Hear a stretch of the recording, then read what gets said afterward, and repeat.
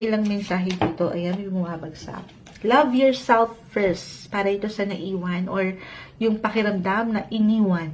Love yourself first. Yung respeto, ayan, your self-respect makes you more romantically attractive. Paangatin yung respeto. Kung walang respeto, itong nararamdaman mo ngayon sa isang tao, itong taong pinaramdam sa'yo na parang hindi okay, ibigay mo na lang itong respeto na to para sa iyong sarili. Huwag mong kakalimutan ng iyong sarili. Puro attraction ng umangat. Love yourself first, magpaganda, magpaspa, magpahinga, mag-relax sa paraan na alam mong mas deserve mo. Yung mas magaganda, mas masasayang bagay. Kasi sa totoo lang, sabi ko nga hindi lang isa, may ilan umangat dito na hindi po imposibleng na-attract sa'yo. Attraction, parang ito'y para sa taong